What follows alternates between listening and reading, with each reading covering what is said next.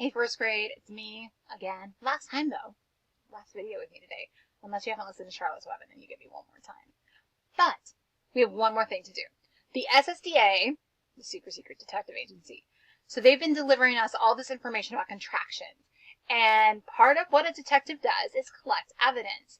And so what your job is today is you're going to go to our Jamboard for contractions. Now, I've been having you do a lot of Jamboards lately, but we're not in class together, at least not all of us, to kind of put all of our Post-its on a poster board or on a chart paper, which is what we would do in class. So we're doing virtual chart paper, and Jamboards make great virtual chart paper.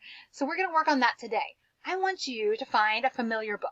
It can be in your book box, it can be on Epic, it can be a book you love to read at home, something familiar that you've read before. So I'm not asking you to find a new book. I want you to find a book you've read before. And I want you to look through it and see if you can collect some evidence of contractions. Okay? So we talked about contractions that we know they are contractions because we see an apostrophe. Now, sometimes we see apostrophes in different places. And you might see an apostrophe S at the end of a word, like in the word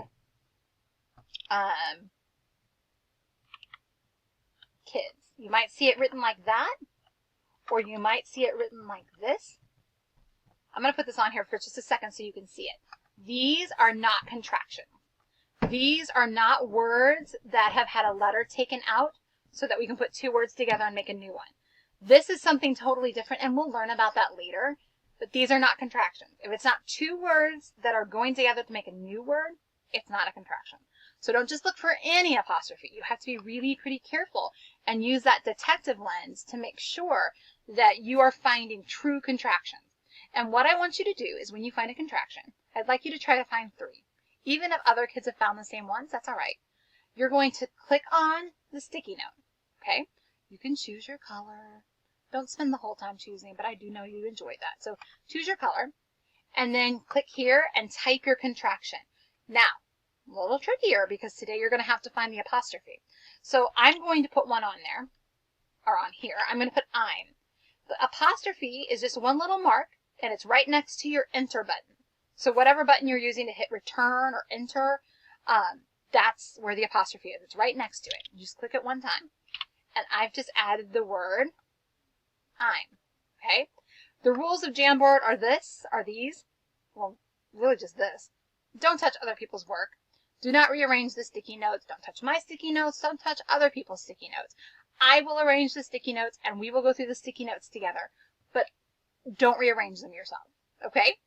So what I want you to do, just as a reminder, I want you to find in a familiar book at least 3 contractions. And I want you to come add them to the Jamboard. It doesn't matter to me if other kids already have the same contraction up there. That's okay. If we have a board full of the same contractions, that's fine.